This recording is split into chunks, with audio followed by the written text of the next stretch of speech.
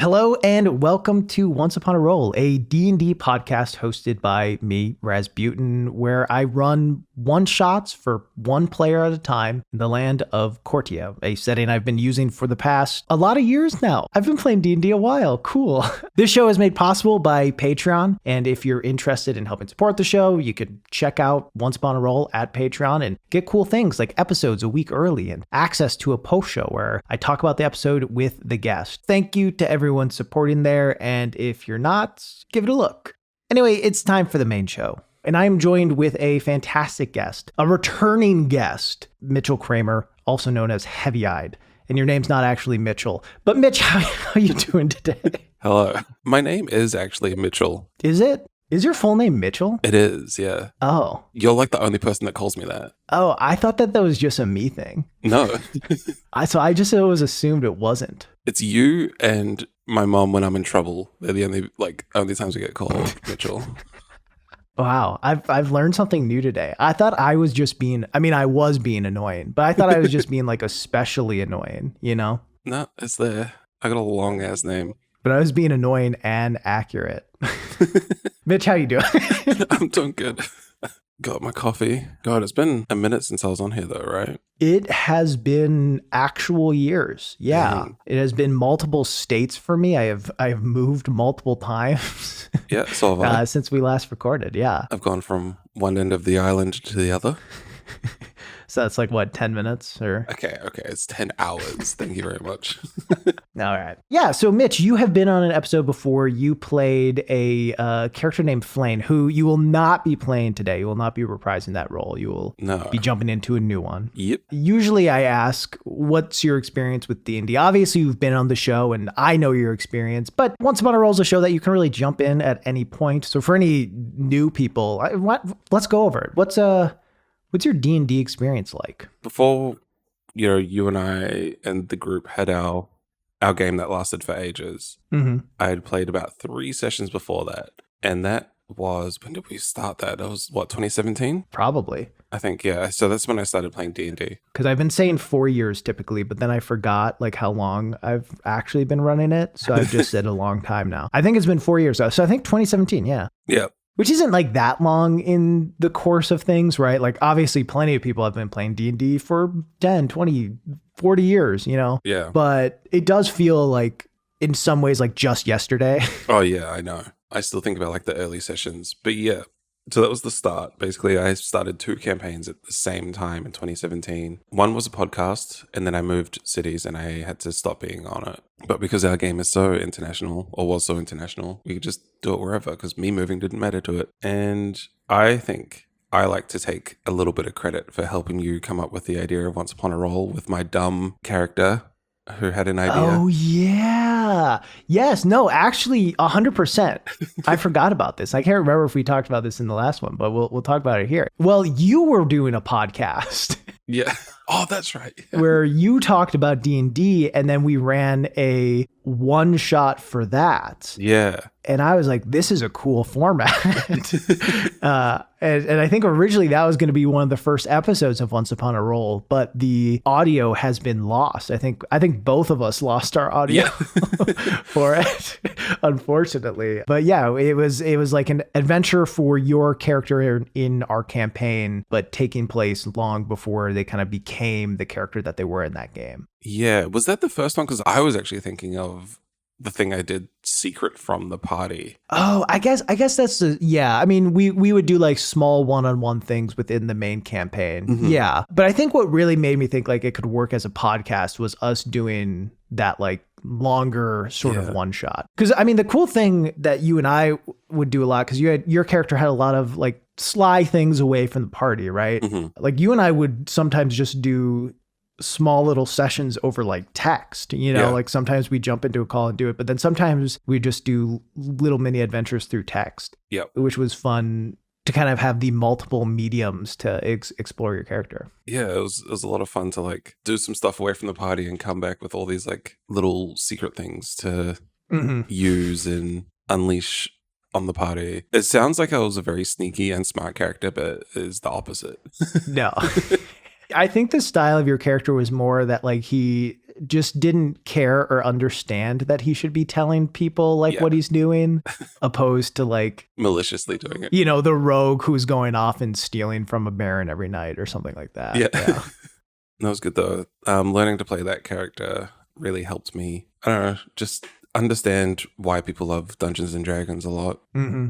Yeah, no, I mean, I think that obviously that campaign in general is what the world of Cortia really started as or grew from. Mm-hmm. So I think everything I know about being a DM, well, I mean, obviously a lot came from watching stuff and talking to other DMs and whatnot. But yeah, that was those early sessions especially were very formative, and watching the characters grow and seeing what all the players latched onto was very interesting for me to be like, oh, okay, this is what I need to push and how I need to push it. It's always the random NPC that you never thought about.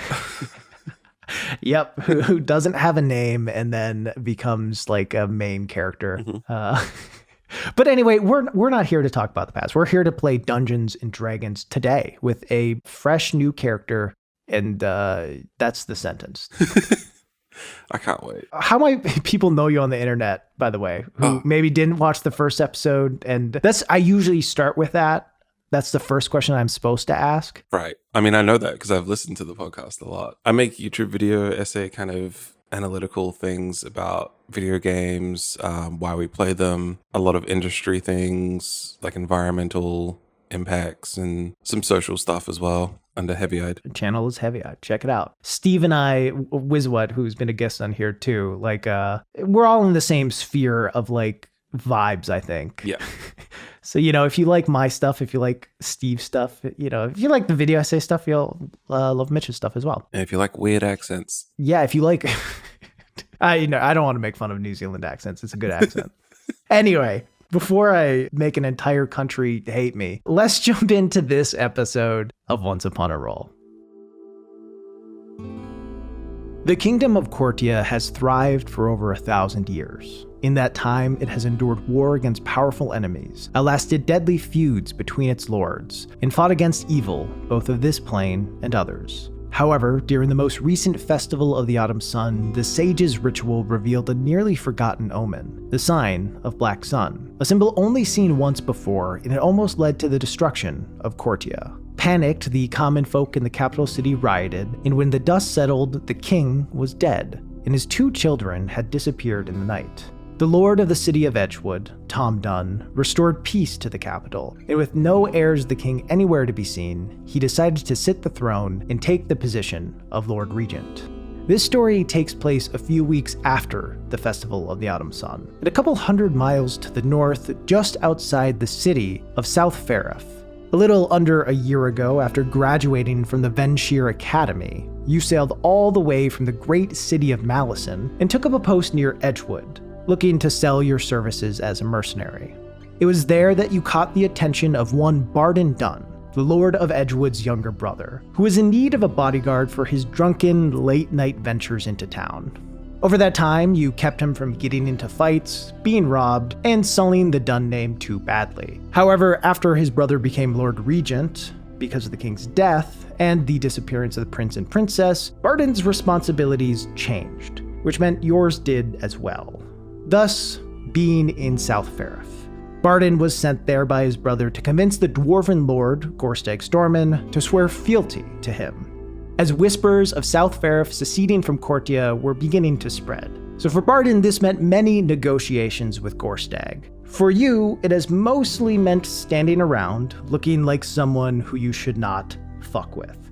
Can you describe what you look like as you are standing in this position, maybe outside of a meeting?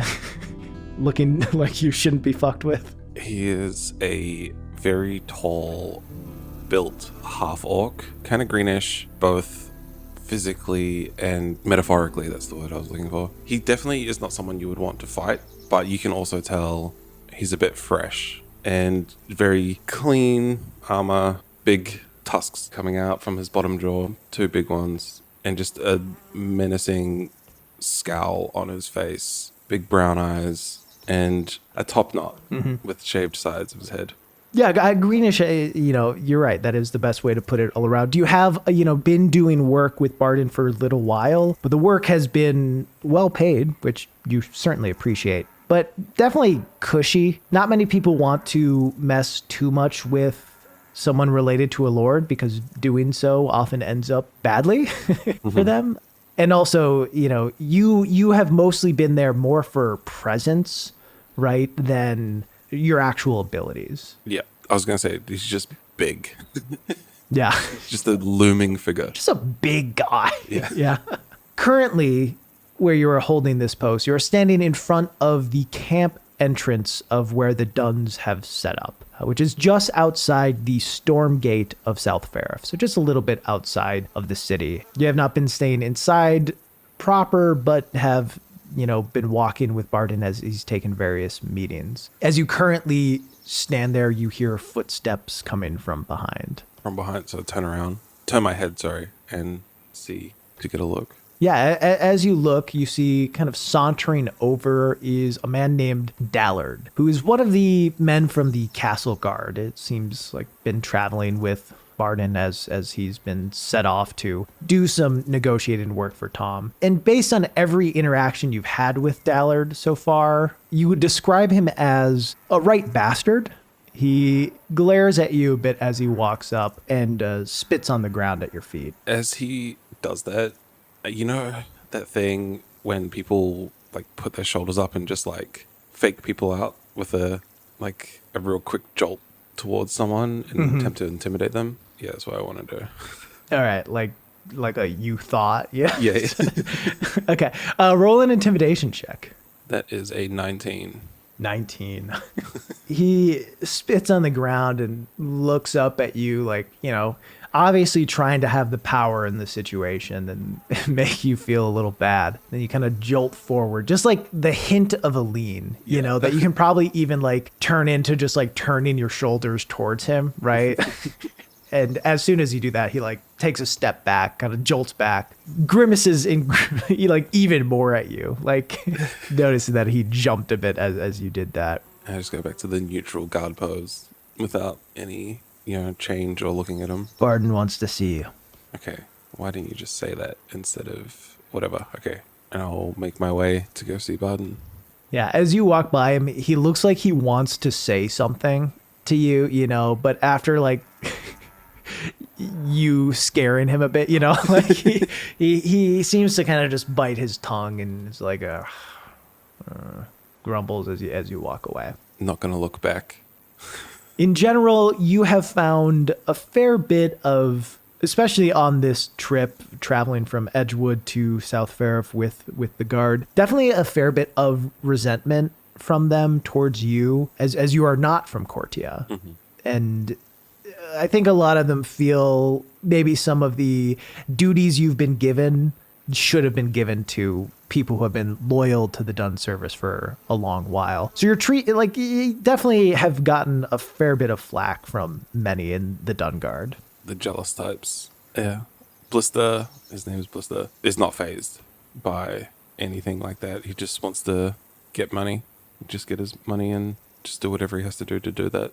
Yeah. You head towards the tent that is the one that Barden has been staying in. Outside are two Dunn guards who give you similar looks. They don't seem to maybe hold as much resentment as Dallard does.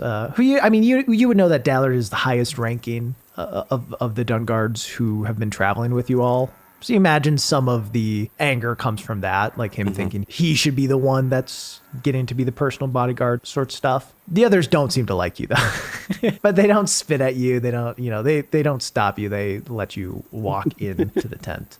The tent itself is very comfortable in size. It seems like a fair amount of creature comforts were brought along in order to ease Barden's trip. There's a big oak table in the center of this tent, and you see a feather bed in the back that definitely is not what you would normally associate with a trip like this, and on various things that you've done in the past, definitely nothing this nice or comfortable. Standing at the table, kind of looking down, is who you know to be Barden Dunn, man in early mid-30s, messy hair, a slight gut that you can tell probably comes from a lot of the wine he's been drinking, which he has a glass of right next to a sheet of paper that he's looking at. And he takes a sip and then looks up at you and sets it down and smiles. Blister, good to see you. And you can take a seat. Good to see you too. As I walked in, I would have been doing the formal guard attention, and then relieve and sit down. Okay. Would you like some wine? What time of day is it? It's like before afternoon. It's like 11 a.m. probably. Yeah. A bit too early for me, but have at it. He's like holding a little flagon, in an empty cup and then just pours it into his and takes a sip. He kind of rubs right above his eye and takes a seat and he leans back a fair bit, kind of letting off some of the tension it seems like he's been carrying, and gives out a sigh. So, you want to take on a job? I mean, I'm always ready to take on a job. What have you got in mind? He shuffles through a few papers on the desk and pulls them out. Since the festival, there have been rumors that the princess, Ava, had been kidnapped, and that her kidnappers have been heading north. There's been a few sightings throughout that time, and my brother has been doing what he can to find her and rescue her.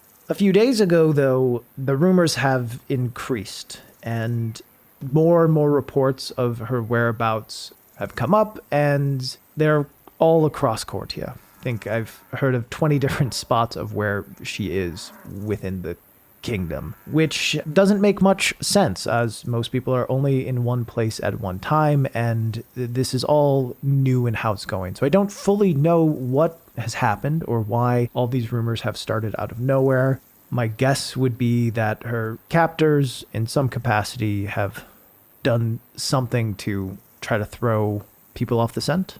Okay. Whereabouts north have you heard mainly these rumors? Which is the most common one?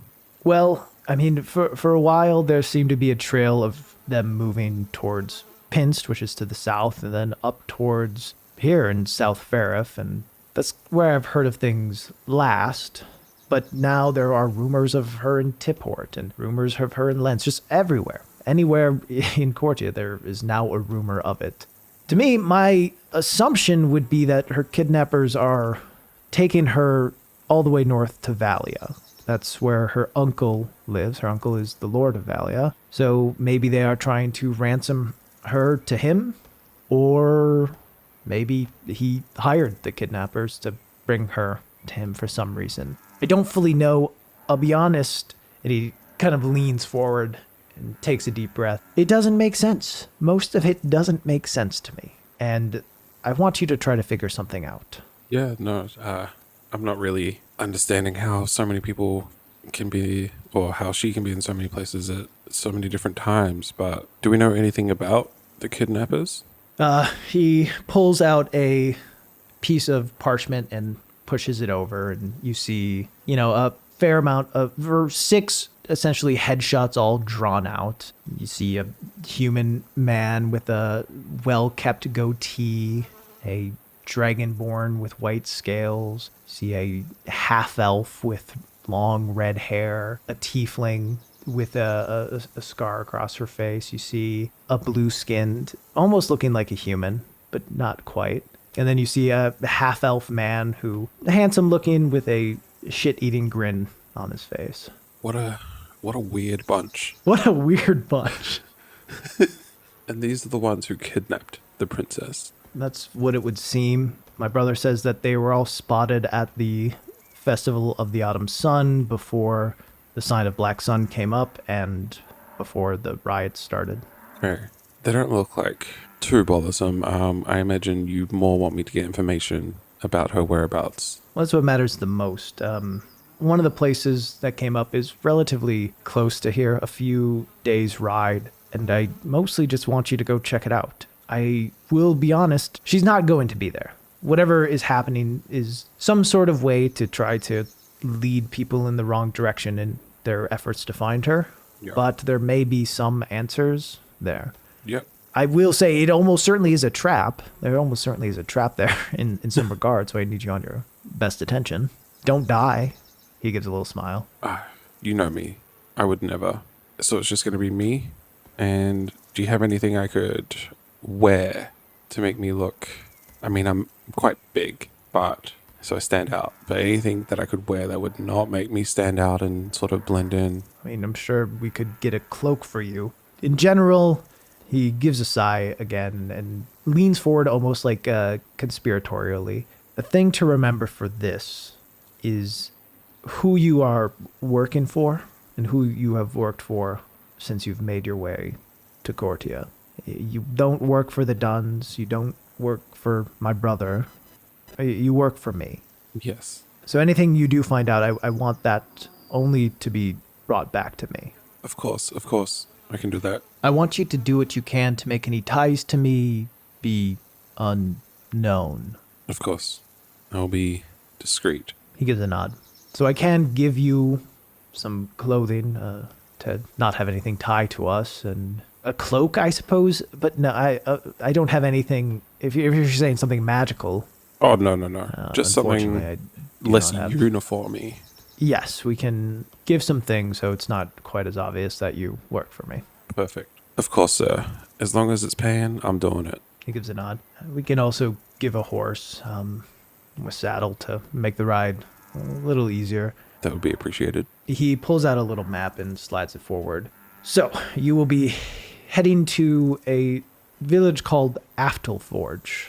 It is just outside of Melon to the east. And it seems from the rumors that the kidnappers have taken up camp in an abandoned outpost that used to be used by the Lord of Melon. Sure. So be careful when you're heading there. It's hard to know what to expect. I don't know if there are people who will actually be there. I don't know if it's just a location that these kidnappers are putting out there to try to throw folks off the scent, but just be wary. He gives a nod. I'll take the map. Blister, I appreciate you. I appreciate your discretion. I appreciate the opportunity to do good work. He nods. We may not still be here for all that much longer. There might be places that call for our aid. It all depends on how these negotiations go with Gorstag and what my brother needs of me. But if I'm not here when you return, I'll have some sort of message to let you know where to head next. That sounds good. As long as you don't abandon me before you can pay me. Have I been late on a payment yet? Not once. He smiles and nods. If there's something I'm good at, it is paying people. So, there's that. I've noticed. Barden leans back and just starts sipping his wine. You certainly have gotten the sense, like from your time being around him, that he is kind of good at this stuff, but just like doesn't have the energy for it. Yeah. The long-term energy for it. And it certainly has taken a toll on him because of that. Of just being intelligent enough for it, but the burnout has hit him quickly. How full is his bottle of wine looking? 1/4 full. Before I head out, say, before I head out, maybe I could do with a drink. What's early morning wine, He gives a nod. Blister, now you're understanding me, which is good. And he pours you a glass and hands it over. Cheers. It's good work. Cheers. What kind of name is Blister anyway? Well, you see, when you join the academy and when you leave it, you're given a name. So there's no ties to my real family. And Blister is the one I chose. It's not the name I was born with, but it's the name I gave myself for this life. Roll an insight check. 17. As you look at him and you kind of say that, you spent enough time with him to know his general tendencies. And you can kind of tell that like he opens his mouth like halfway as if to say something and kind of with a look on his face that you assume this is when he normally would insert some sort of pithy comment about, your academy, probably something negative towards it. But then he just kind of leans back and decides against it in this moment and sips his wine. I'll just ignore it and keep sipping. I'm glad that you sailed all the way from Malisin to be here. I hear it's quite a city. It is. Some would say too much of a city, but I'm just glad to be somewhere a little more open. It's good to have the wide open fields again. I can agree with that. It's The first time I've been out of Edgewood Forest in a long while, which beautiful place, but it can feel a little crowded. Yeah. There's something about open fields and mountain ranges that are quite nice. Yeah, makes me feel at home. So I appreciate just being able to sit and look at things, not feel claustrophobic. So were you not born in Malisin? I was not. I was not shipped there, but sent off there young to learn the ways at the academy. Well, hopefully all that can come into use now for this. Hopefully it's what I spent a long time training for, and I have appreciated the opportunity to see that I'm actually good at what I can do. He gives a little nod. Yes. Opportunity, it's something. And it does just feel good to be on the right. Even though I am money for hire, it feels good to be on the right side of whatever this conflict is. He takes another sip, and you can see definitely like a little bit of flush in his face, like from the wine. Barden often has a mild buzz, but might be nearing a little bit more of drunk. Well, it's fortuitous that my brother was in the right place at the right time to be able to stabilize the city. Hopefully we can find the princess.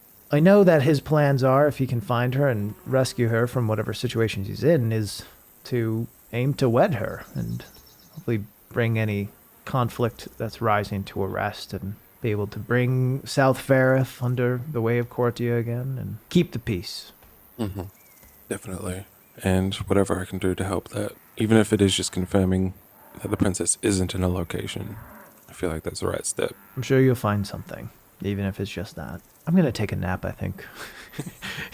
You see, like, his eyes have been kind of drooping a bit.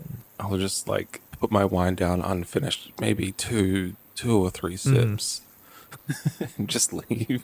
Safe travels. Thank you, sir. I guess I have to go get my horse. You've been given a horse in general to use, not necessarily a horse that you own, right? But one that you've been riding for a while, that you've shared a bond with. And Barden, with the little map he gave you, there'd also be a little writ, essentially saying to the stable master who's traveling with that you can take the horse that you've been riding, and it asks to strip it of any Dunn insignias, mostly of the swirling tree of the Dunn family. There would also be a note for the outfitter, right, of supply him with weaponry he needs and some cloaks that aren't emblazoned with Dunn stuff. So I guess I'll spend the rest of the morning and early afternoon collecting all that stuff, getting the horse. Being a mercenary, he would be fine. Getting supplies and stuff like that, he would know what to do. Get some food, get a bedroll, stuff to make fire with while he travels. Yeah, so you talk to the people you need to talk to and go to, your supplies. Barden would have offered you a tent. Okay. Have you been using it, or? How big are the tents? The tent that you had been provided would be mostly just to protect against weather. I would say yes, but feet out. Yeah. And I think most of the other tents probably have been shared between at least two soldiers. But this one was just provided to you. Partly, I think, because Barden likes you, and partly just functionally, you're too tall and probably too broad to share this space with anyone else. Yeah. As you are kind of packing up your bedroll, roll a perception check. Oh shit, that's a 10. You hear the sound of footsteps about the same time that you hear Dallard's voice. Where are you off to then? Just running a minor errand for Barden. Nothing that important. But he just wanted me to get some wine. Yeah, ran out, so I'm just gonna make a little trip. Roll a deception check. Fuck. Ooh, that's a 7. He looks at you and gives a long squint, clearly not buying the story that he just needs wine. Okay. Well, we can get that for him. You can stay here. Why don't you just give us the directions to the place that he wanted to go, and we'll grab it. Well, I work for Barden. I'm employed by him. He gives me his coin, so getting other people to do his work for him just feels like I'm not earning my keep. So I would rather do it myself. Well, me and some of the other boys, and as he says this, kind of coming up behind him, some walking out from behind trees and just some walking towards you all. Total of 5, including him. We've been talking and, I don't know that you fit in so well with the rest of us here. Kind of been taking a lot of attention. Well, yeah, you're all puny. Puny. Okay. Yeah, see, it's stuff like that. That's the problem. You academy folk think you're a little better than the rest of us. You're fucking not. Well, I wouldn't say that I'm better. I got picked for a job, and there must be a reason I got picked for this job, and other people didn't. That's not my fault. See, I think it exactly is your fault, because if you weren't here, people far more deserving, people who've been in the service of the Dunns for a long while, would be getting these jobs. If they were more deserving, they would have got the job. He kind of looks over to the other guys. Roll an insight check.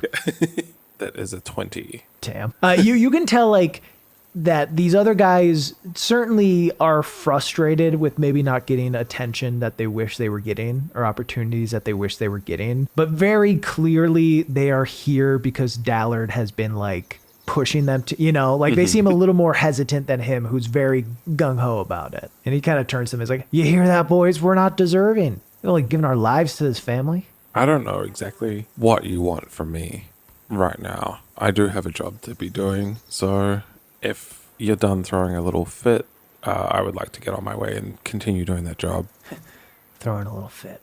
He pulls back a fist and aims a punch at your face. Do I have time to react?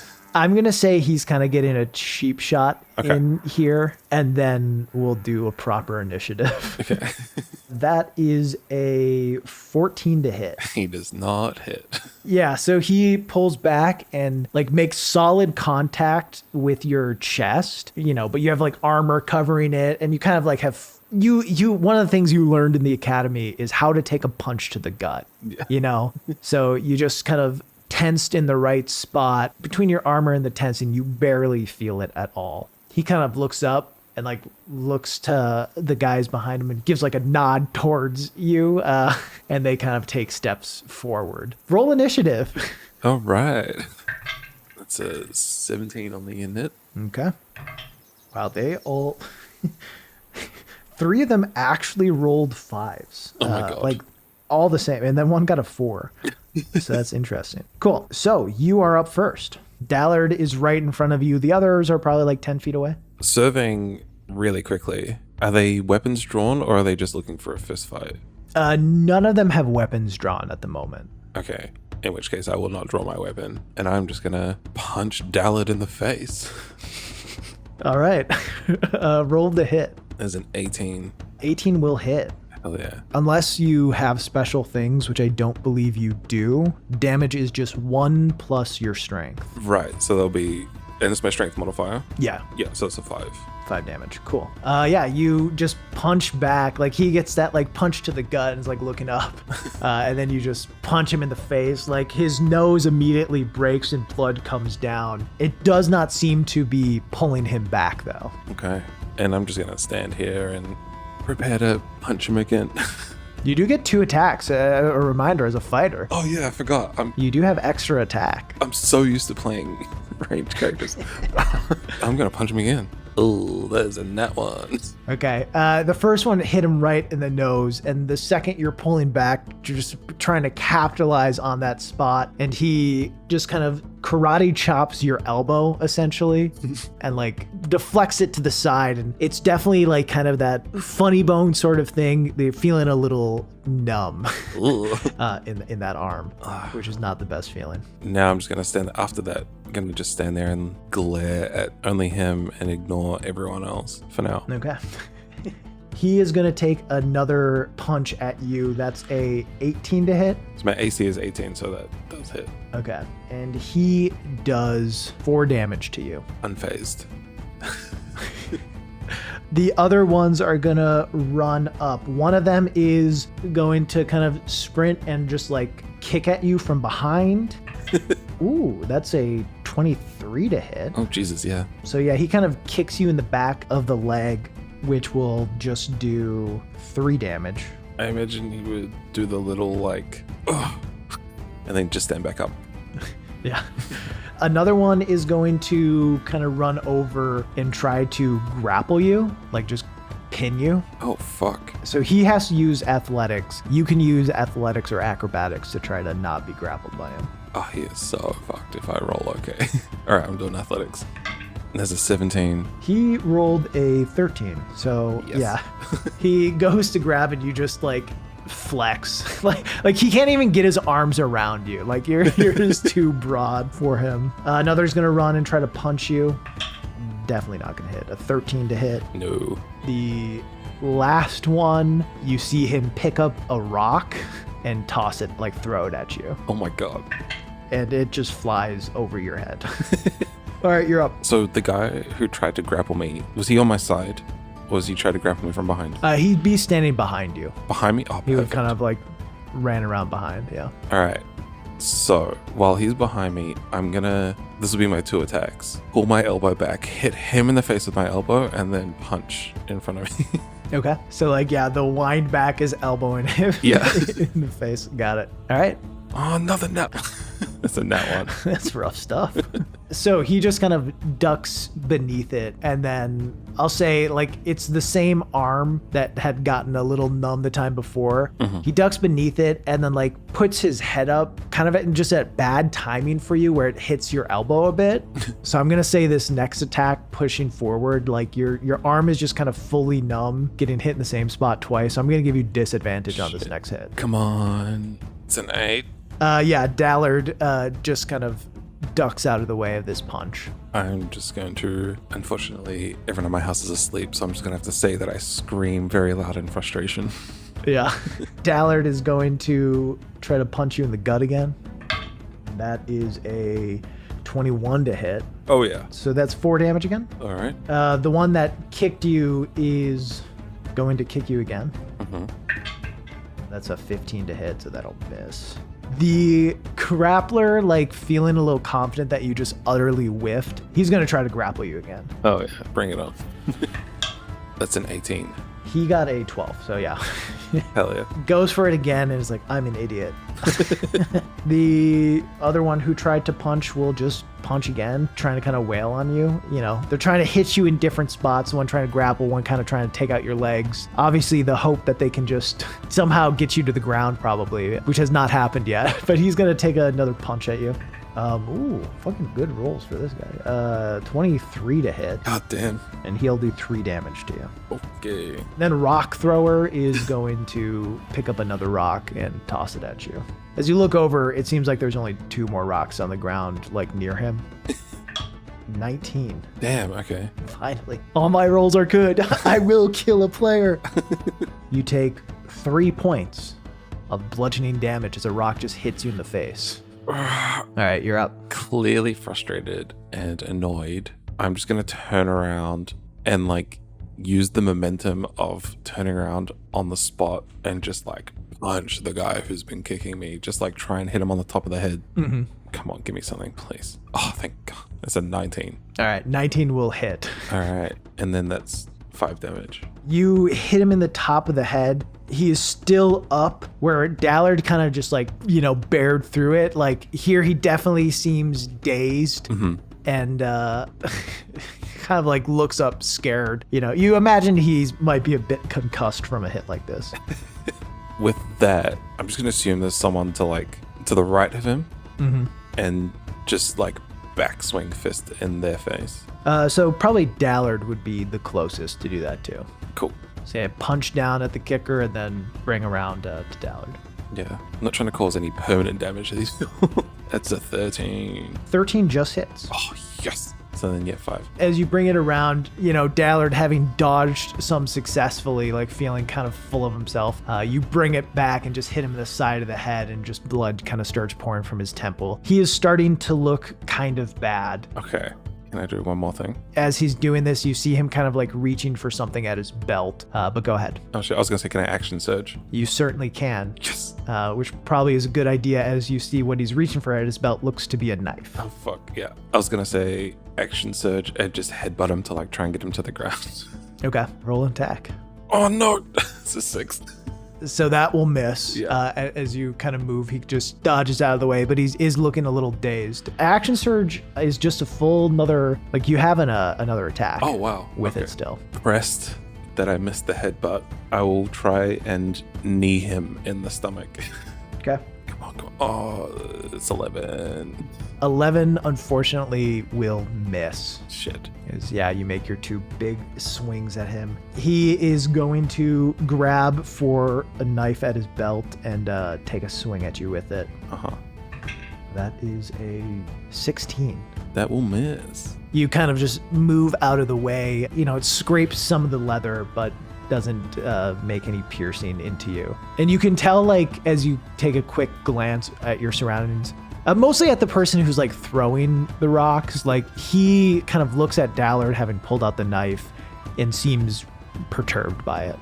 Right. The one kicking you who has been dazed is going to make an attack, kind of just kicking at you again. That's a natural 1. He just like completely out of it because of what you've done is going to kind of like kick, miss, and just kind of be spun around and is now facing the opposite direction. Poor guy. The one who's been grappling you or trying to grapple you, you'll hear him say, Dallard, we're just going to rough him up a bit. And you can hear him taking a step back. This would provoke an attack of opportunity if you want. He does seem to be like moving away though. Nah, hearing him say that, I'm not going to attack him. I'm just very fixated on Dallard and his knife. Got it. The other one who's been punching at you is kind of going to look at Dallard, who's just going to like take a look at this guy and just give like the meanest look, and he's gonna look between this guy's gonna look between Dallard and you and then like take a swing and try to hit you, feeling intimidated seemingly by his captain. That is a 14. No. The rock thrower is just gonna stand there and not pick up another rock. Yeah, fair enough. I want to try and grab Dallard's wrist that is holding the knife and kind of just like squeeze it and like twist it to like disarm him essentially. All right, you'll do competing athletics checks. All right. He could use acrobatics, but he will use athletics. I will use athletics, yeah. Oh man, that's an 11. He got a 10. Oh, so. yes. So, not any better. You are able to grab his wrist and kind of squeeze on it. I'll say it's not necessarily enough to like have him drop it, but for this very specific kind of grapple that there may not be actual rules for, but cinematically is cool. It seems like he would need to try to break the hold to make an attack at you with this knife. Okay.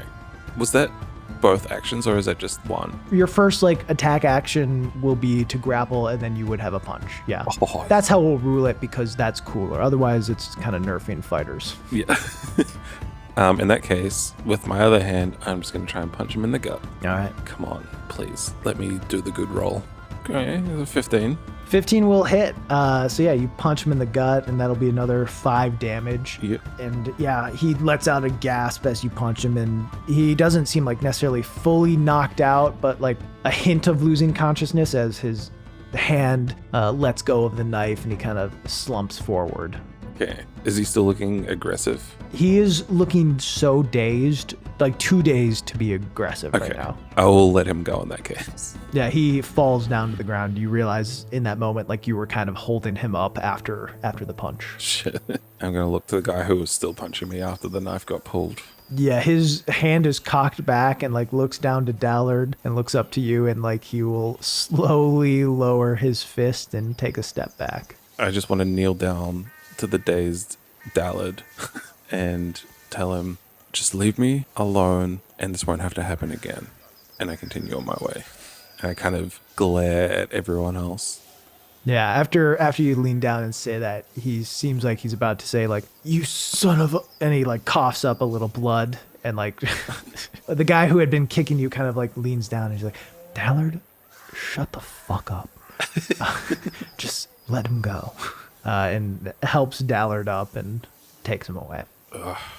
I got blood everywhere. I just sort of ineffectively wipe my armor in an attempt to get everything off, but I imagine blood is just going to smear. Yeah. Good thing I'm getting new clothes. Yeah. After this looking a little bloodied and clothes not as pristine as maybe you'd like, do the rest of the errands that you needed, get the clothes to, at least not make it seem like you are a member of a lord's personal guard. Yeah. While still, having things that will be warm and protective and get your horse situated and probably by, mid-afternoon ready to ride out. Yeah. Knowing that things could potentially be a bit, iffy, I will take just a little short rest in between everything and maybe use the hit dice and take a minute for food and water and stuff. Yeah, you rest up a bit. And sweet. I'm just going to roll one dice now. Okay, cool. So yeah, you short rest and looking a fine sight better. Yeah. Head off to the horse and start riding off. Unless there's anything you want to do before that. Nah, my boss is passed out drunk and everyone hates me, so... So not much to do. Yeah. A great situation for your guy. Yeah. Blister really shows well. Yeah. How is Blister feeling about that? I'm curious internally as he's riding off in this situation he's in. Like, what are his thoughts as you ride out of camp? A mix of just, I don't want to say shame, almost a kind of embarrassment that no one really likes him, but also a bit of pride that he got picked for this job that people who have worked their whole lives to get. But he, fresh out of an academy, got a job and managed to beat up the people who said they were more deserving than he was, even though he clearly smoked them. Mm-hmm. So it's like a mix of just like, I don't know the right word, but yeah, he's a bit embarrassed that no one likes him, but also prideful that he is good at what he does. And that's what he's really focused on, is that he just wants to be good at his jobs. Yeah. Makes sense. You continue your ride, towards where Barden had given a map. As you look, it's certainly a fair amount of miles away. It's not quite a day trip. Probably, you assume maybe you could get there by evening, like 2 days from now, while taking some rests. Yeah. For the sake of brevity here, why don't you just tell me what your nights on the road are like? I imagine the road is mostly just the road, but how are you spending your nights? Yeah. So every night when it's, getting a bit dark and the sun is close to setting, we just take some time to go off trail and find a place to set up a little campfire. Not really worried about who or what, would find him. More just in terms of not being on the road to sleep. Mm-hmm. Set up a camp, think about the job ahead, and, he's got some food packed, so he doesn't really need to go hunting. But falling asleep, he would think about the fight that had happened just before he left, and kind of sad that he doesn't really have anyone to talk to apart from his boss, and that's his boss, so it can only be a certain kind of relationship. Mm-hmm. But other than that, he's just focused on whatever's coming up next. Yeah, your nights in general are relatively calm and peaceful. It has started to get colder and colder, as the season continues, but you've always been decent enough with the cold, or at least able to handle it, bear through it. I imagine that's at some point part of your training at the Venture Academy was climate training sort of things, as many mercenaries from the academy get sent all over the world, so you never know what you might have to prepare for. Yeah. Yeah, you probably, as you're moving far enough off the path, aren't really running into people at night. You might hear a few travelers on the road, or even people with campsites and campfires not like terribly far from you. Mm-hmm. So you might hear some echoes of their voice on the wind, but no interactions, one-on-one. Yeah. Probably the only animal that ever gets close to camp would be some birds, which is obviously a welcome thing, as you don't necessarily want wolves coming around as you sleep. The sound of birds would be nice and soothing and ease some of the nervous anxiety about being hated at camp, I guess. Mm-hmm. The nights pass seamlessly enough, and your travel is not terribly difficult. You've learned how to ride a horse well, knowing when to push it, when to ease back, as to have it be fresh for the longest amount of time possible. Mm-hmm. And you've also built a decent rapport with this horse, whose name is... We'll name the horse Whisper. Whisper? Okay. Yeah. I'm just glad he didn't say roach. Whisper, you and Whisper have grown a solid rapport. I feel like when you said Whisper, I assumed it was a female horse. Yeah, I can see that. So so she seems to be calmed by your presence and is well behaved and all that. Also, Blister is very just glad to have a big horse that can carry him with ease. Mm-hmm. Rare sight. Yeah, you've probably had many experiences of having to just walk alongside horses. Yeah. You're able to get relatively close to the destination, the town of Aftelforge. Aftelforge. Okay. I'll dismount and walk beside Whisper as I get closer, and it's a normal kind of distance to do that and without it taking me way longer than it needs to. Give her a break from, carrying me and find a place to stable her. All right. So you want to head into town proper? Yeah. Yeah, you head into Aftelforge. Your time in Cortia has largely been around Edgewood, which is quite a massive, beautiful city nestled away in the woods. Then you've ridden by some small villages on your travels to South Farif. And then you've seen South Farif, which is another quite big metropolis. Neither city compares at all to Malisin. Yeah. Where you're from, which is, literally a island that is 100 miles by 100 miles, almost all of which is city. It is the biggest city in the world. But you can still understand, Edgewood's a big city. Yeah. For these Cortian folks, it's a big city. This by far is the most rundown place you've seen in a long while. The buildings are relatively close to disrepair. You can see that there are aspects to it that one day in the past it probably was thriving a fair bit, but those days have long passed as its usefulness seems to have faded away as time has gone on. As you walk through, you see a few buildings that seem like almost like storage spots, and they've kind of broken down. You get the sense that this used to be sort of like a mining town, right? And maybe probably just whatever they were mining ran out. Do I see many signs of I don't want to say signs of life, but signs of people bustling, bustling is the wrong word. Okay, yeah, not bustling, people getting around. But definitely people around, moving slowly enough. A few buildings that seem like less in disrepair than others. It's definitely lived in, right? It's not abandoned as a town. It's quiet. It's quiet and slow. And it's more of that, because seemingly it used to be bigger and used to maybe be bustling, that makes the state it's in now feel a little desolate, right? Yeah. It's just grim now. You have probably passed through villages that are about the same size in terms of population and useful buildings. They were like a glove that perfectly fit the village, right? Where this is far too much is not being used and empty now. Okay. It makes it feel off. I guess I would try and find a place to get a drink. Try and find the local tavern and put Whisper on the hitch. Yeah, as you walk through, you pass a stable that no one's working in. Yeah. No one seems to be there. The stalls are empty. It seems like whatever business had been there is no longer there. So you continue with Whisper, and you would make it to an inn where you would see hitches outside, and you would even see a horse or two hitched to it. It's not no one has done it other than you. At the top, you would see a sign that says Doorbell Inn. Yeah, I'll tie her up and give her a snack. I don't know what horses eat. A carrot? Horses do like carrots, yeah. And walk in. Yeah, you go into the inn.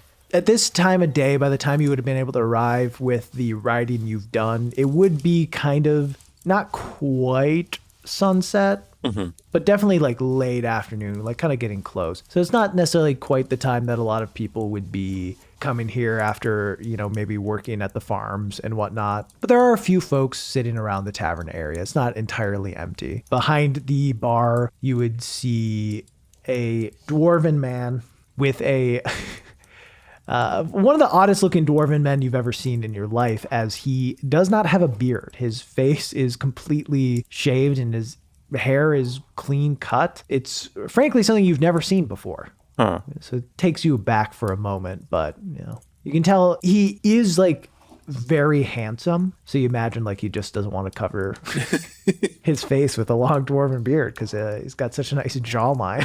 Fair enough. If there's a place to sit at the bar, I'll go to that. Yeah, there would be one. Good evening. Or morning. You were right the first time. Evening. Evening. Okay, cool. He's like wiping down a mug. You kind of like, as you're so big, you can kind of like see over into the bar, and you can see like there's a platform kind of up a foot or two, like behind the bar that he seems to be walking on, so he can be at like the height of a typical human-sized bar, as Cortia is largely a human-based area. Mm-hmm. We're gonna get for you. What's your specialty? What's your best ale that you have on tap or in cask? We got ale. I'll take an ale. Yeah. We largely take what we can get around here. Fair enough. Not really specials. What I say is whatever's in the mug is special enough, right? He pours you a glass. Yeah, if you're pouring it, it's special. He slides it over. Give him a coin. What can I do for you? You need a place to stay the night, or just looking for a drink? Bit of both. Passing through, just traveling. So undecided if I want to stay or keep going. I usually just like to check out a town before I decide on that one. Fair enough. Tell me about, this place. It's quite big, I've noticed.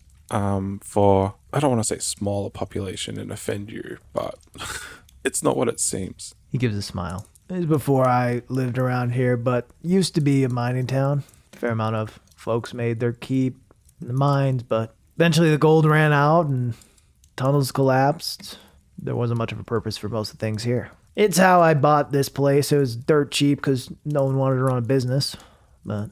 Yeah, fair enough. Get many travelers through here in that case, or am I a rare sight? Yeah, we get the occasional travelers, people who can't make it all the way to Bellin, traveling from South Farah for Pinst or wherever. That's why I thought this would be a decent place for a tavern. Fair enough. You get some travelers through, so. Yeah, catch people on their way between places. Mm-hmm. Like me. Yeah. Wasn't the best bet. Probably could have picked a better spot, but, you take what you get, right? Yeah. I'll take a big gulp, finish it off, and be like, get another special. He'll smile and pour another. So, had anyone come through recently, by any chance? Takes thought. We have folks coming through probably every 2 or 3 days. Someone new kind of rolls through, points over to some people sitting at a table that you imagine are who the other horses belong to. It looks to be a family. Imagine a husband and wife and a kid who's probably around 10. Mm-hmm. Looking for someone in particular, or just a little bit curious. I looked for someone, but I'm not hopeful that I'll find them. So just sort of seeing what I can see, He gives a nod.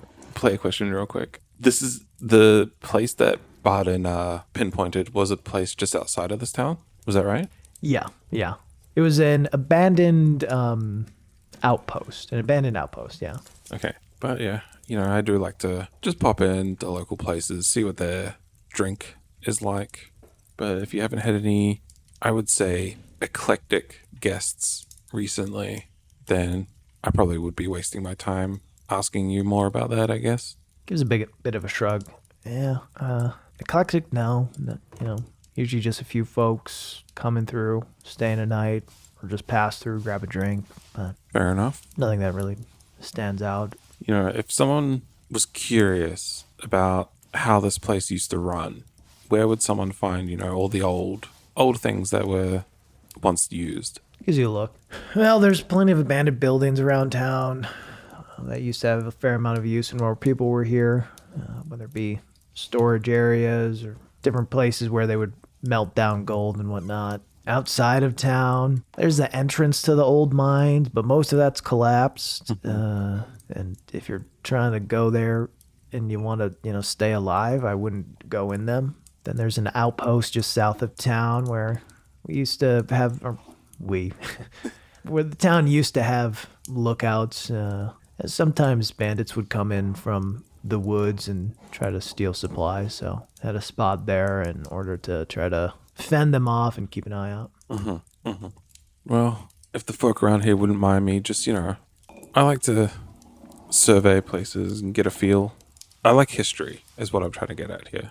And I just like inspecting old things, broken or intact. And if people wouldn't be upset by me just, having a look. What I'll say is the folk around here are pretty private. I wouldn't bother anyone, personally. Privacy, though, there's something about that where the best thing to ease that sort of thing over is a little bit of gold. Just look at him, give him a little nod, and how much gold would you say Blister has? He works for Barden Dunn, so probably is doing well for himself. I'd say most of the money you get, you pretty quickly send back to Venture Academy, who would do a few. I mean, there's a percentage that you need to always send back to Venture Academy, and then they forward it on to different places. I'd say, like, on you right now, you probably have a solid amount, like 100 gold. Okay, yeah. That's about what I was thinking. Which isn't like all your earnings, because the vast percentage gets sent to Venture Academy. But it's enough to be comfortable. Okay, that's good. I just wanted to slide him 10. And in general, too, it's not that all the gold that you send to Venture goes to the Academy. Like, a lot of it does get set aside for different things that benefit you. Yeah. But you are advised not to just hold on to it all. Yeah. As mercenaries from Venture are well-renowned and well-known and are already targets, as you have found, for anger and jealousy. So if it was known that you were carrying stupid amounts of gold on you, even worse, at all times, it'd be even worse. So it has become habit for you to send it back. And you probably didn't ask too many questions, right? Blister doesn't seem like the super questioning type to his professors and, the ways of things. You would get the sense that they probably are using money that they are holding on to you for, like, to invest it and stuff, like kind of like a bank essentially. And they will give you the money if you ask for it, right? Yeah. They find it better to be holding on to the money for their personal gain. But yeah, I'll, nod and slide over about 10 gold. Not about exactly 10 gold. Okay. Yeah. He takes a look and gives a nod. I'll make sure anyone around the town knows that you're a friend of Ashel Forge. Appreciate it. And I'll guzzle this last beer down, or this last ale down, and slip him another coin just for himself. Nod and go grab Whisper. Much appreciated. Where are you headed? To the south of the town to go to the outpost. Okay. Are you riding or walking with Whisper? Or okay. You head down. It's not a long walk, probably about 15 minutes to the south. And you see like a watchtower, which as you kind of get a little closer, you see like the ladder has mostly been broken off, and a few like fortifications that seem to have been built like onto trees almost, like on the side of them, just to offer a little cover in case of any sort of attack. But a lot of it does seem broken down and hasn't been in use for a good long while, beaten down by the elements and whatnot. And the sun, it's probably starting to set a bit, so you're getting that little after golden hour lighting. Yeah. I would use this time then, inspect the area, try and see if I can find a place where people may have camped.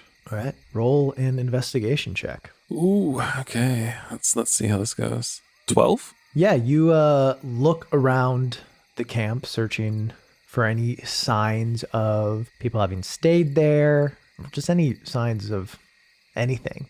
You would be able to tell it doesn't seem like looking through, there aren't obvious signs of people having walked through here, or a large group of people having walked through here, right?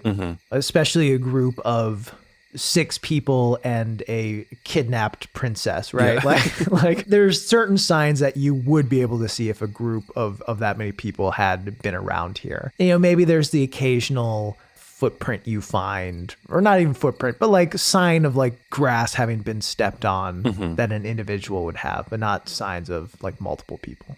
Okay. In that case, since the sun is setting, I would find a place just outside of the outpost to set up my own little camp. Do half orcs get dark vision? They do. Okay, no fire. No fire. Yeah. Guess the sun wouldn't have fully set at this point, right? Yeah, not quite. Okay, just enough. Could I look at the map at all that I have been given? Yeah, for sure. Is there any sort of indication that there's a place outside of the outpost, or is it just like the outpost is circled? Just the outpost. I mean, that seems to be what was noted. Well, internal thinking. I guess this one was a bust. He would stay up late to just wait, see if there's any signs of anyone at all. Keep an eye out while he's chilling in the camp. Yeah, roll a perception check. Okay, this one's slightly better. Come on. Ooh, 22. 22. So as you're kind of like sitting there, you don't have a fire, but you are out in the open-ish, right? Yeah. You would notice very slight. It isn't like an obvious anything. It's just the slightest movement in a tree, probably about like 50 feet away from you. Just like a slight movement in the leaves. And you would assume like, oh, probably a bird flying into it. But you have been like keeping an eye out, right? And have not seen like a bird flying into it or flying out of it at any point. Okay. So you're kind of like, well, maybe it was in there for a while, but it seems unlikely. Yeah. This is going to suck, but I'm going to do it anyway. I imagine this is going to be a stealth check. Quietly, but not like as if I am, trying to sneak up on something. But I would like to do it quietly. Walk up to that location. Does that make sense? So you want to do a stealth check or? I mean, he's wearing plate, so I imagine I would... You'd roll at disadvantage, yes. Yeah. Yeah, since I want to do it quietly, I would like to make a stealth check. Okay. Okay, 13. 13, that's not the worst thing in the world. Yeah. You walk as quietly as you can. There is the soft, like, bling, bling, bling with each step, but it is pretty quiet for you especially. Mm-hmm. Yeah, and just investigate where I saw the rustling of the tree. Yeah, as you're walking, make another perception check. Ooh, there's a nat one. You walk up where you heard the rustling, look up, and nothing is in the branches of the tree.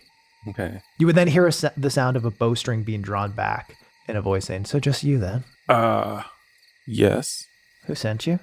I am just traveling. I noticed some movement and wanted to make sure I was safe. And I guess I'm not entirely right now. Roll a deception check. Oh, fucking nat 20. Let's go. Which makes it a 21. You should get out of here then. Well, if I get out of here and go back to where I've set up, how do I know I'm going to be safe? Oh, well, just my word, I suppose. Can I insight check that? Are you going to turn around? Oh, yeah. So what is the situation? So that's behind me. Yep, behind you. Okay. It seems like it's a female voice. I'll have, like, hands up. Not going to, like, look like I'm drawing for anything and turn around slowly. Yeah, as you turn, you see the figure kind of, like, pull back a little bit more. And you take a look, and it looks to be a half-elven woman. She has red hair that ends about midway to her neck. Her eyes sort of have a glint to them, and there's like a half smile on her face that just like, as you look her for a second, it's not even that like she has you in this position, like with kind of power over you. You just kind of get the sense that maybe like that's just how her face rests, always with a bit of a smile. I'm not looking for trouble. I just want to know that I'm going to be safe to continue my travels. Roll insight. Okay. Ooh, 10. Hard fully to read. Like, as you told your lie about just passing through, like you could tell, like I delivered that well. You don't necessarily fully know how much, someone whose first interaction with you would be pointing a bow at you, like where that would lie. But yeah, it's hard to get a full read. You know that you sounded convincing enough, but also you are a, big dude dressed in plate. Yeah. So to just be a traveler, even with a solid line, like there's clearly more to you that you assume she can read. Yeah. Like that's even without an insight check, right? That's just like basic logic. I'm a giant half-orc in plate. Are we going to have any more trouble? Well, you tell me. You're the one passing through an old abandoned outpost for no reason other than you just like to. And you've been sitting there for a few hours looking out, seemingly looking for something. Yeah, I was looking for danger. Well, you found it. Yeah, I can see that. Now that I know it's here, I don't know if I will be able to sleep tonight. Recalling the conversation internally, recalling the conversation I had with Barden Dunn and the pictures he showed me. Does this person look familiar? No. For a moment, you're kind of like, well, the red hair does seem similar to the half-elf in it, but this woman's appearance certainly is like far gaunter. Not like entirely gaunt, but more thin. Her face is thinner and hair shorter and stance different. The person in the picture too with red hair had like plate armor, very cleric looking if you were to guess a class of that person, where, you know, this woman is far more lithe seeming. And obviously, as you look her up and down, she's wearing kind of black leathers with a bow and a long dagger on her side. Mm-hmm. Some, I guess, similarities in look, but you pretty quickly are able to determine that this is not that person. Okay. The color of hair too, like the picture that you had seen was like dyed red hair, right? Like very clearly meant to look more red than probably is natural, where this is, you know, more natural seeming red hair. Okay. What are you doing in the trees here then? You know, you say it's seemingly odd for me to be camped out in an outpost, but I could say the same about you being in some trees. Her smile widens a little bit. See, you should have just said you were passing through. I would have let you go with that, but now you're asking questions. All I need to know is if I'm going to be safe. Who sent you? No one sent me. Who sent you? Do I look like I'm carrying the mark or insignia of someone else? No, I am just traveling. She unleashes an arrow that flies right past your right ear and embeds in the tree that you had just been looking at that she seemingly was in, and starts shaking. And in a moment later, she has another arrow knocked. Who sent you? I see you've done this before. I have been sent by no one that you should be concerned about. Just a man looking for some people. And what people are those? Some bad people who kidnapped someone important. She gives like a knowing nod. What's your name? Blister. What kind of name is Blister? It's a name I gave myself to protect my family so there's no trace back to them. But everyone who has met me in Cortian knows me as Blister. Where are you from then? I'm from Malisin. She seems to kind of be putting some stuff together. Oh, so you're one of those academy brats. I guess you could say that. Look, there are a few ways that we can go about this. I can kill you. That probably doesn't sound great, right? No. He like kind of does like the head shake, like, you know, side to side. No, not great. Or you can tell me who sent you.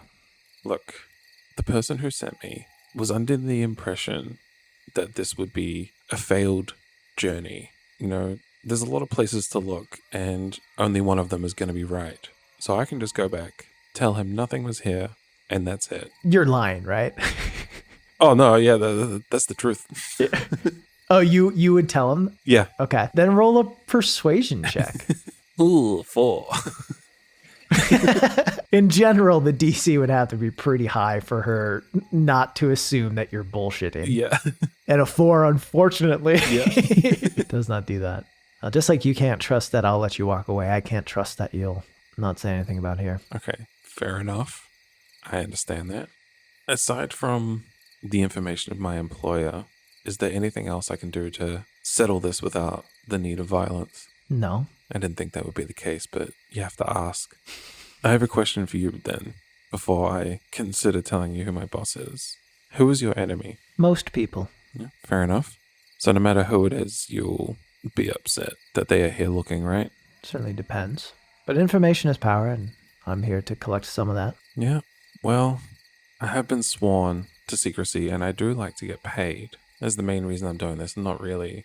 I do believe in the cause, but I'm not loyal to it. I'm loyal to the coin. As I'm talking to her, is there a way to sort of listen, I guess, because I don't want to like take my eyes off her, to see if there's anyone else in the surrounding area? You can definitely do a perception check to see if you can like pick up on any. Yep. Oh, 13. 13? It doesn't seem like it. Okay. So my loyalty is not so much to my employer as it is the deep pockets. And all I can tell you is that you're not who I'm looking for. So I have no reason to report on anything when I go back to him. So if you just let me go, I think it would be better for the both of us. How much coin do you need to tell me who you work for? Quite a lot. This is a very rich person. To betray him would be trouble. How much trouble? How much coin? Name your number. Thinking it over. It would have to be, what is a big amount? Like 10,000? That's a lot. Yeah. Yeah, that's a ton of money. Yeah. 10,000 is a ton. Yeah. Okay, that might be proportionate. 5,000 gold, and I can walk away comfortably and not go back to him. There are other ways to get information off someone. She unleashes one of the arrows. Fuck. Or her arrow at you. Yeah. All right. So she will get a attack on you. So she does have advantage as it's kind of ability stuff. So. Yeah. Cool. Those are terrible, not great rolls. 16 to hit. No. Dude, you're lucky.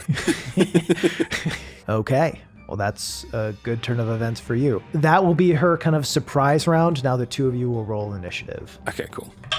Fuck. Damn it. 9. It stayed on 20 for so long and then moved. She rolled a 4, so that's 7. So you go first. Oh shit, okay. Well, I'm gonna pull out my great sword and take a slash. Cool. Oh, this is a 25. That will hit. That's 10 damage. Okay. I get another one, don't I? Yeah, you get 2 attacks. Hell yeah. And that is a 17. 17 will hit. Oh, yes. And that one is a 15. Jesus. Fuck. All right. You can tell that she wanted to keep a little bit of distance between you. And normally probably rolls pretty well for initiative, but not so much here. And you take 2 big slashes. Anything else you want to do? I will just quickly say it doesn't have to end with one of us dying. And that's it. You have little use to me dead, so I'm not going to kill you. Just get you close. And she's going to take 2 attacks. All right. 19. Oh, yeah, that's going to hit. Cool. All right. So you take 7 points of piercing damage. And then I need you to make a Constitution saving throw. Oh, fuck. Interesting. 18. 18. So you save, which means you will take half damage. Oh, fuck. Cool. Yeah, you take half damage. Oh my god, that's a lot of dice. You take 12 points of poison damage as you feel this blade that seems lined with something enter, and she's going to take a second attack on you. That is a 9, so that will miss. So she misses you with the second one. Oh, nasty little blade you got there. Okay, I see. I'm just going to take another swing. All right. There's a 21. 21 will hit, yeah. Hell yeah. And that's 8 points of damage. Okay. Do I have a quick gauge on, like, is she looking fine or is she looking... She's definitely looking hurt, yeah. Okay. I mean, still hardy enough, but it's definitely taking a bit of a toll. Okay. I'll take another swing. Fucking hell, it's a 24. Dude, you've been rolling pretty well in this session. Yeah. Especially you had those ones in the brawl, right? Yeah. Where you really were primed to like just kick complete ass. Yeah. But this way you're doing well, yeah. Roll damage. Okay, that's a 7. Okay.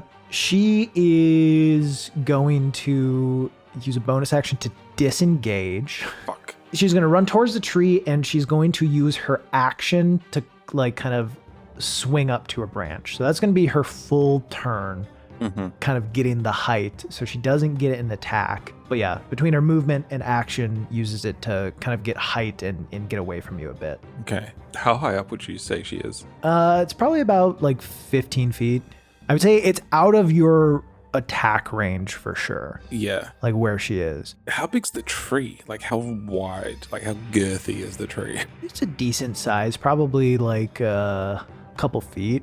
It's not like you could chop it down. If that's what you're asking. I was going to shake it. Shaking it, like, probably wouldn't be enough to make her fall out. Okay, it's not that small of a tree.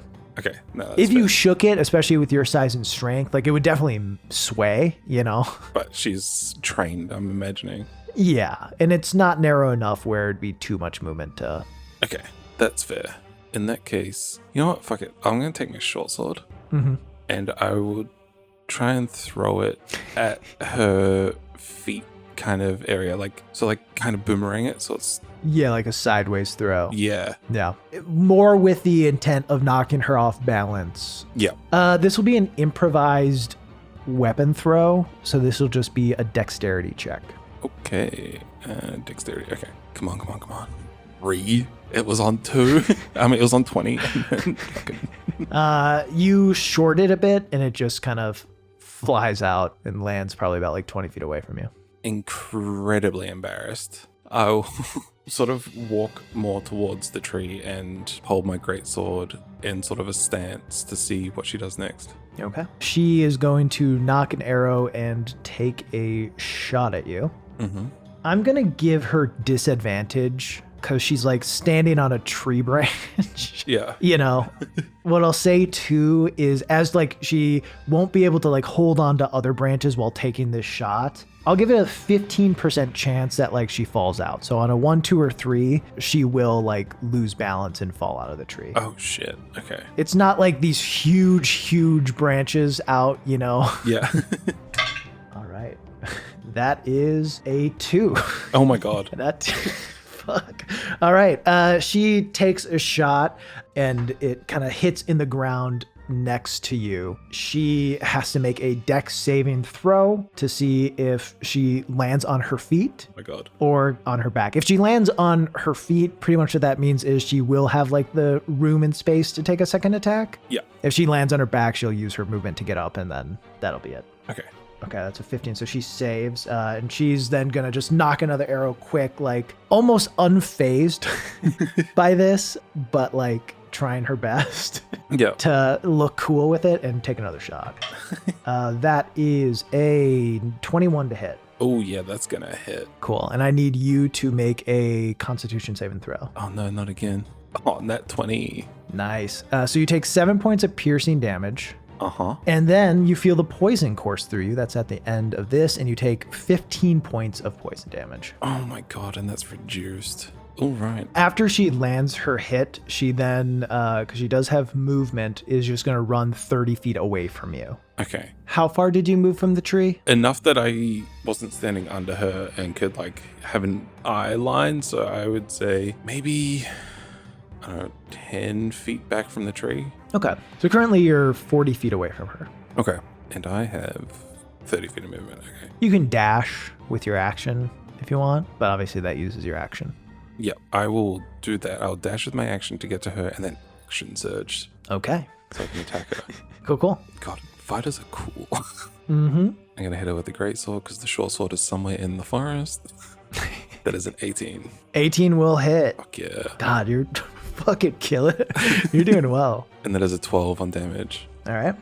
With each hit at this point, because I don't want to kill her, I would just like to assess how she looks. Yeah, she's definitely looking pretty hurt. I'd also say, like, when you're making your attacks, if you want to do them kind of in a non-lethal way, like, obviously you are hitting her with a sword, which is going to do a lot of damage, but there's a difference between, you know, driving your sword into her stomach, you know, like, or slicing off her head, opposed to, like, you know, hitting her in the head with the blunt end of it, or something, you know, or just a slash across the leg or chest that might, yeah. If you are specifying that you're aiming for non-lethal, then yeah. Okay, cool. She's definitely looking pretty on edge at this point. Before I take another slash, I will ask, do you give up? And she'll say, do you?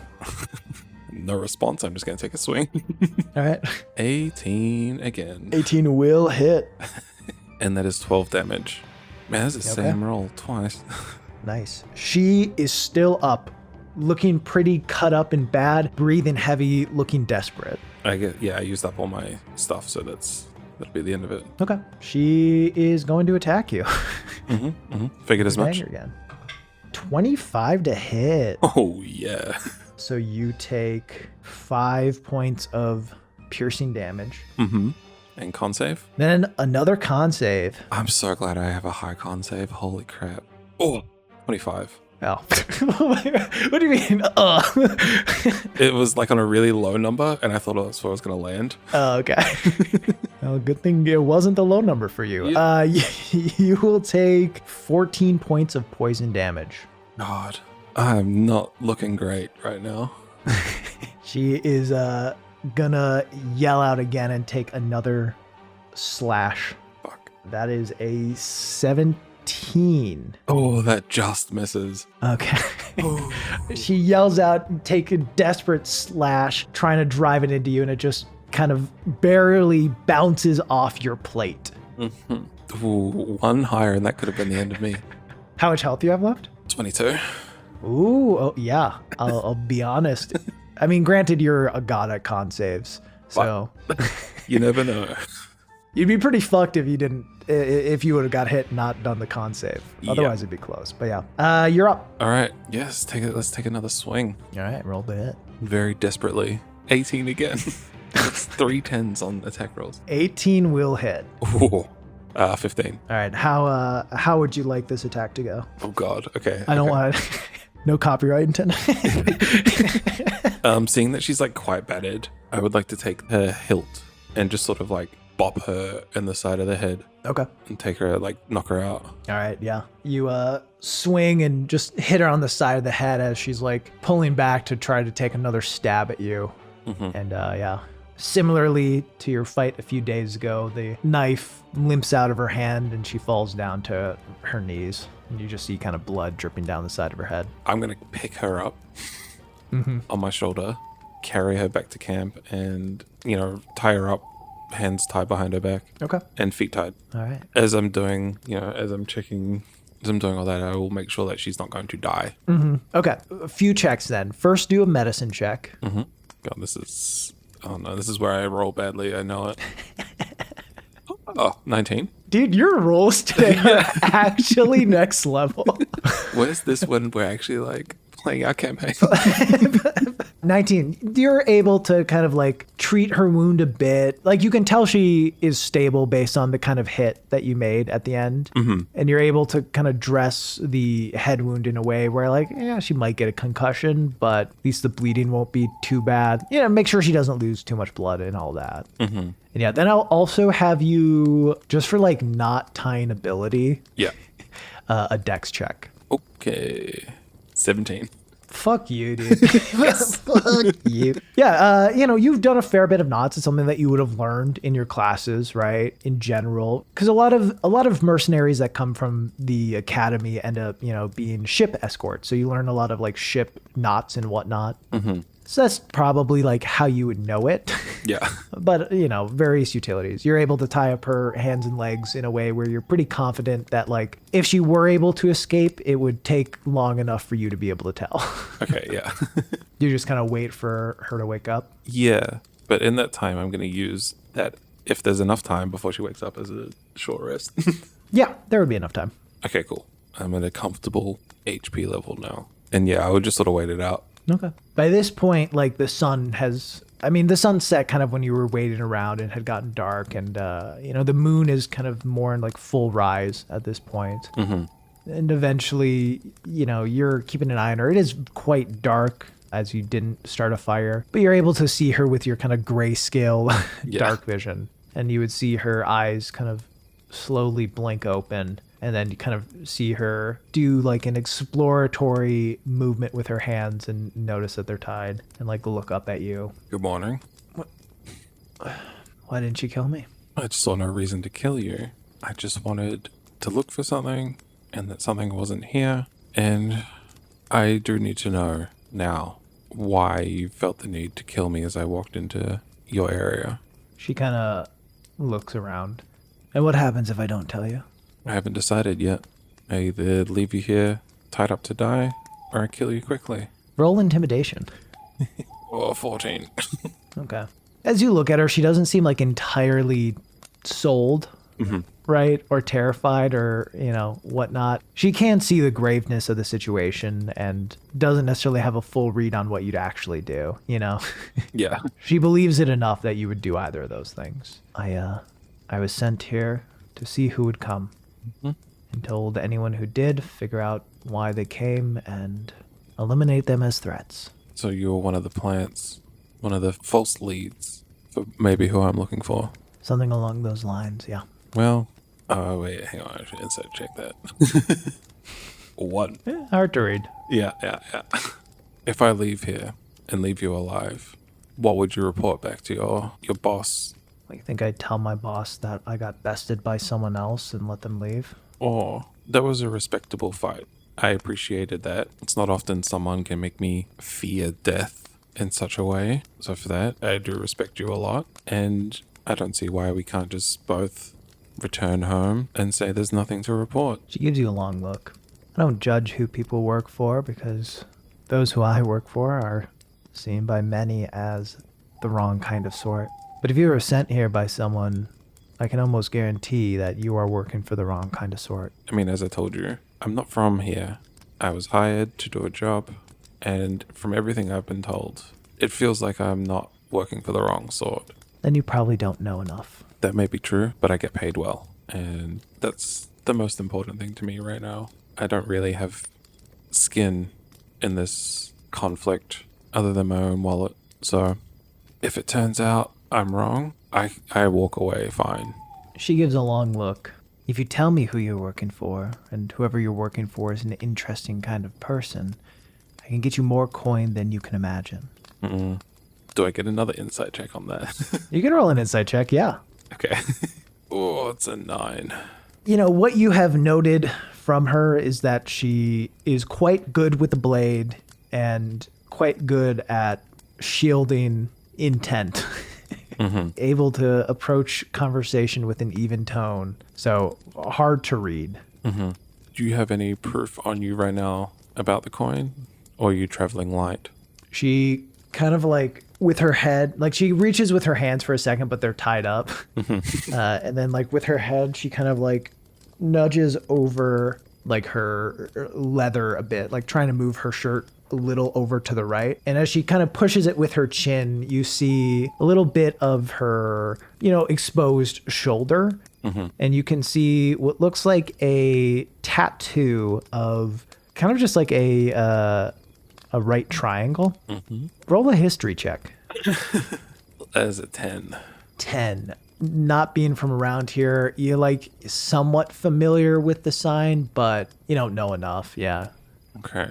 I'm not overly familiar with your alliance here, but anything that is permanently put on someone's skin must be pretty serious, and for that I would believe mostly what you have to say about the money. Okay, to be completely honest with you, I like my boss.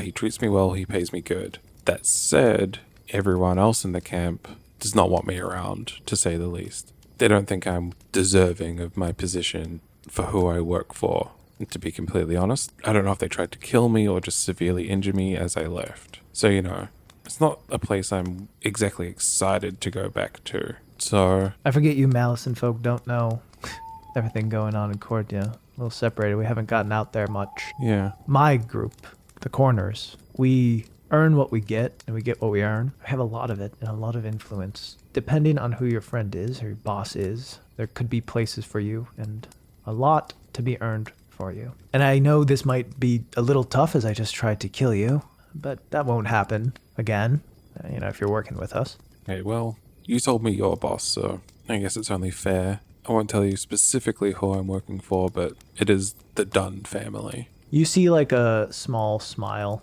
come across her face. Good to know. And I think you would understand how much money that involves. Certainly. But, I'm not out here to make friends, but it would be nice to be able to sleep at night knowing someone's not going to come and slit my throat. Especially the way I left the guy who tried to attack me on the way here. I imagine he would try something worse next time. So, how committal is this? She gives a long look. Can we start with a sign of good faith and kind of like looks to her hands like for you to unbind them? I'll untie her hands but leave her feet. Okay. She like rubs her wrists and kind of as talking, like she will herself, trying to be casual about it almost, untie her feet herself. Not yet, Okay. but maybe soon. That's just step 1. She nods. My employers have interests all across Cortia. We try to make sure that we're always in the best position to grow forward. What I can say is the folks you're allied with are on a losing path, and everything that's going wrong right now is their fault. So you could do the right thing and make a lot of coin by pretty much doing what you've been doing, except also sending some information our way. This is a deep, long think. Yeah. At the end of the day, I just need coin to send home and a safe place to sleep at night. Anything beyond that is a luxury. I'm only getting half of that at the moment. So if you can promise my safety, especially after, what I potentially am about to do, I imagine it's not going to go down well. I would like to see what you have to offer in person with my own eyes. I'll untie her feet, stand up, and offer her a hand.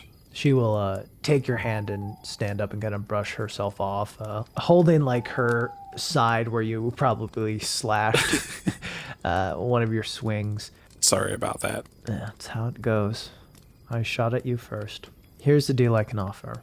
I don't know who specifically with the Dunns you're working with, if it's general or someone in the family, but what you'll do is give information about the things that you see and the places you're going and the plans they make. And you'll tell me that through this. And she hands you a little stone that you would recognize. You've seen these before. It's a sending stone. Mm-hmm. Mm-hmm. You'd get the sense that this is probably like her sending stone that she has with someone, to contact at the quarters, but short notice. Mm-hmm. Contact through that. And if you ever have trouble, you let us know through that. And we can try to do what we can to keep you safe there. And as things move forward and time goes on, you keep us informed. And when the moment's right, we'll make sure you're safe to get out of it. Okay. I'm sure my employers would also have a good use for you after all this, as you're capable. I would hope so. I'll offer a handshake. She will shake your hand. And if this goes badly, well, I guess I know how to find you. And I'll shake throw the sending stone. Yeah. She will reach into another pouch and pull out what looks like a little coin purse and say, consider this in advance. Thank you. Holding it, how much would I guess is in there? Definitely a fair bit bigger than the pouch you have on you. Okay. It's not the right time yet, but I will tell you right now, it is someone high up in the rankings. Extremely high up. And, well, I guess I'm tired. So you're free to stay here or do what you need to do. The protection we can offer you and the information and the help and money we can offer you does depend on who this is. And the sooner I can know, the better I can help you. There's a long pause. I do like my boss. I need you to understand that this isn't something I'm taking lightly. It is the people around him that is making me do this decision. It's all business. Yeah. You can like your boss and do business with us. It's Barden Dunn. Her smile gets a little bit bigger. And you can kind of tell, based on probably knowledge that she has on where some people are stationed, she was hoping right. that this was the case. Fantastic. Well, I'm going to be off on my own way, and you can be off on your own. And I hope to hear from you soon. Likewise. My name's Serial, by the way. Blister. You already knew that. Looking forward to working with you, Blister. You too, Serial. She walks off. As takes a few steps and, as you probably turn your head for a second to cough or breathe or something and turn back, she is gone. And I just go to sleep. Yeah, your night passes without any issue. You probably stay up a bit, I imagine, every once in a while, keeping an eye out, just being like, is she going to come back and just kill me? Yeah. But it seems like you two have understood each other on a common language. And at the very least, she's happy to be leaving with her life, as there was a moment where I think she thought it was definitely going to be gone, mm-hmm. as well as an opportunity. But yeah, so you wake up the next day. Then are you just heading back? Yep. Riding Whisper, but not on the way here it would have been not rushed, but quick pace. On the way back it's just a slower ride as I collect my thoughts and think about how I'm going to do this. Yeah, you probably clean up a bit, I imagine, and prepare things how you need to, and have a couple more nights on the road. Is all that, just as you're saying, the reflection of what happened and how to move forward? Yeah. Yeah, and eventually you, after a few days and probably a little less than a week of being gone in general, you find yourself back outside of South Farif near the Dunn camp. The Dunns are still there. Mm-hmm. They haven't left. You were able to get there and back quick enough before leaving. It does seem like they are kind of getting ready to pack things up soonish, maybe in a couple days. But some of the structures that had been there for a little while are starting to be packed away and whatnot. Mm-hmm. Deep breath. Go report to Barden Dunn. You walk through the camp. You would see Dallard barking orders at someone, just nose completely broken and a black eye. He'll give you a death glare as you walk through, but continue with his own shit, Completely ignore him. Yeah. And yeah, then you make your way into Barden's tent. As you head in, currently he is standing again over the table looking at various maps and pieces of paper. You do notice that doesn't have a glass of wine poured, although in the corner you do notice like a full flagon of it, but just not drinking today. Maybe had too much of a hangover after you left and is taking some time off. But yeah, you see him working on some things and he looks up at you. Blister, good to see you. Take a seat. Thank you, sir. I'll sit down. How have things been here back at the camp while I've been gone? You know how it goes. Not great. It seems that the only way for Gorstag to pledge fealty to my brother is by him marrying the Lord's daughter, which he has no intent or interest in doing. So, yeah. Fortunately, it seems like them as an ally might not be in the long term. Well, you win some, you lose some, huh? True enough. Unfortunately, you were right.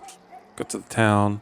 Very weird town. It's very empty, but bigger than what I was expecting it to be for how seemingly desolate it was. Explored some of the surrounding areas, and there was no signs of anyone even camping there at any point. Seems you were right about a false lead. Roll a deception check. Fuck. Come on. Oh no, that's a 3. He gives you a long look. That is quite disappointing. Yeah. And he kind of continues to look you over. Well, we'll be heading east soon, so you might want to get ready for travel. Give him a nod and stand up and head back to, I guess, is it like a barracks, I guess? Like, wherever he would. Not really a barracks, it's just a handful of tents, like, lined. Yeah, go back there. As you get to, like, the exit of his tent, he says, Blister. Sir? Thank you again for all the help. Glad I can trust you. Of course. And I'll leave. You don't feel his eyes, like, leave you. Yeah. Until you are certainly out of line of sight from him. Heart is just racing. Well, as you walk away, feeling the heaviness of this sending stone in your pocket and the deal you've made and the place you've put yourself in, and get ready for whatever adventure is next with the Dunn camp. I think this is a good place to end the session. Mm-hmm. God. A little open-ended. And maybe one day we can see the next steps of Blister and Barden's line here.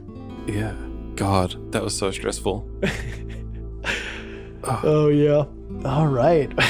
Interesting stuff. Yeah. Interesting the way things twisted. We'll have to talk about it and after the roll, obviously. Yeah. It was definitely the way things went with Serial is interesting. Mm-hmm. Because you opened yourself up so early as like, well, I like gold. Yeah.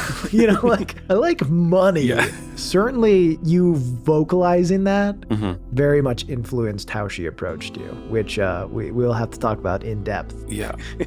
But interesting how that went. Yeah, no, that was a lot of fun. Yeah.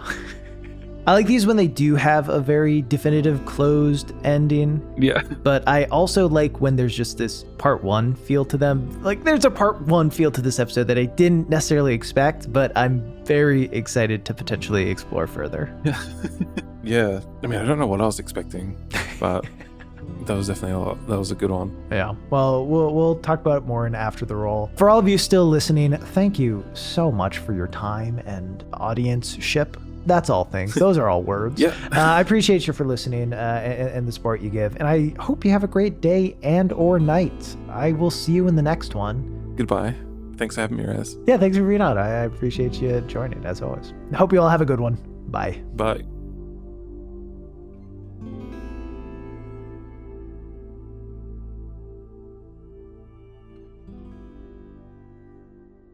All right, it is that time again to thank all the patrons in the Heroes of Cortia tier and see what all of them have been getting up to. First, we have Aurora of Winter, a Tabaxi paladin who has undertaken an oath of blindness to best serve justice. After successfully winning a trial by combat to clear the name of a man framed for murdering the reese of a small hamlet, she found the people of the town confused on what to do next. If the accused was innocent, that meant a murderer was still about. Aurora's head darted back and forth as she tried to take in the townsfolk's worried whispers, and just before the voices voices became too much to bear, she stepped forward and spoke in her calm and steadying voice. "It is my duty to bring justice wherever I go. I have done one part, so now I will do the other. I will find your murderer."